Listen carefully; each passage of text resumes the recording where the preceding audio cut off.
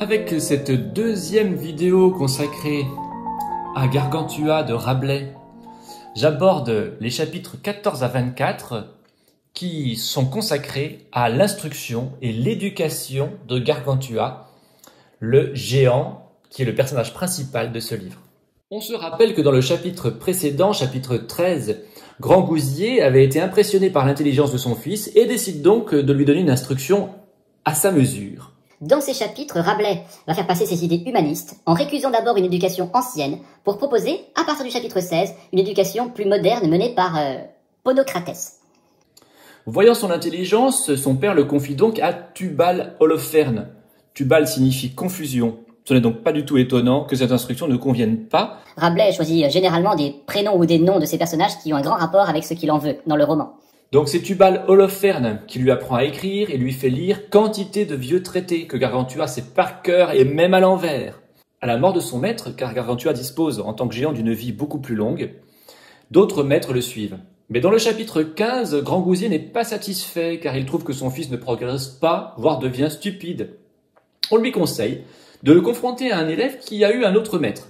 C'est Eudémon, qui parle avec une aisance telle que Gargantua ne peut rien répondre et se met à pleurer dans son bonnet. Grangousier veut donner à Gargantua le même professeur que Démon. Il s'agit de Ponocrates. Avec lui, Gargantua se rend à Paris sur son énorme jument pour voir comment étudient les jeunes Français de ce temps. En chemin, en chassant les frelons avec sa queue, sa jument rase toute une forêt. C'est ce qui crée la Beauce. Il y aura d'autres épisodes dans ce genre dans les pages suivantes où Rabelais joue avec les noms et leur invente une étymologie liée à Gargantua. Gargantua, en arrivant à Paris, se repose d'abord quelques jours. En visitant la ville, il se fait suivre par quantité de Parisiens qui sont très étonnés.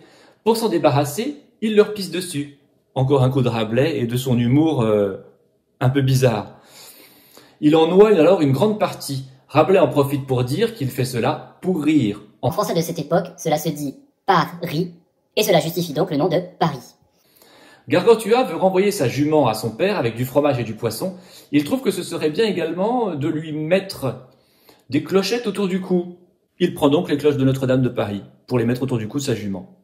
Les Parisiens dépêchent alors un orateur pour lui montrer l'importance des cloches pour eux. Jean du Braquemar. Encore un nom scabreux parce que le Braquemar, on sait ce que ça veut dire à l'époque. Donc Jean du Braquemar arrive.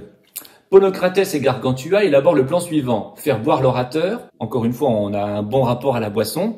Et pendant ce temps, rendre les cloches avant la diatribe de Braquemar pour que celui-ci n'en tire aucune gloire.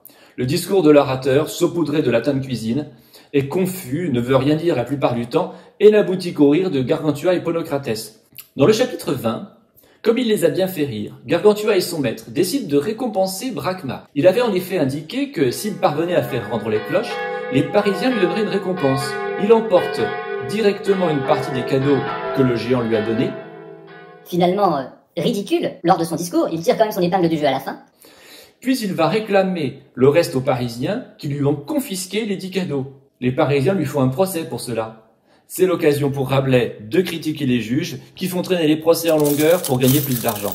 Dans le chapitre 21, Ponocrates, pour se renseigner sur l'éducation des sophistes, qui était auparavant dispensé à Gargantua dans les chapitres 14 et 15, et qui l'a rendu sot, lui demande de se comporter normalement comme il en avait l'habitude avec ses anciens maîtres. Ce chapitre 21 rapporte donc les agissements quotidiens de Gargantua depuis le lever jusqu'au midi.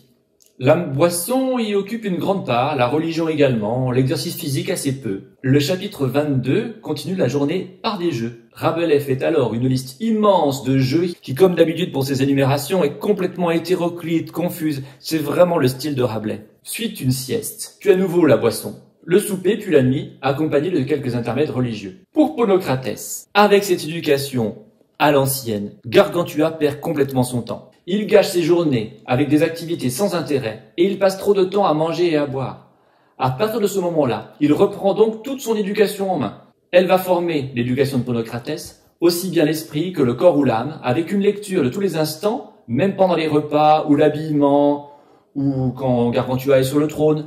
Ces lectures font l'objet de remémorations régulières et se passent dans une première partie de la journée. Des exercices physiques, comme l'équitation, le combat avec diverses armes, l'escalade même se passe plutôt l'après-midi avec les arts, notamment la musique et le chant. Régulièrement, des prières à Dieu sont insérées dans la journée. Le chapitre suivant, chapitre 24 et dernier chapitre consacré à l'instruction et l'éducation de Gargantua, est consacré aux occupations de Gargantua quand il pleut. Les exercices physiques sont alors remplacés par les arts, des visites pour observer différents types de métiers et des visites aux herboristes.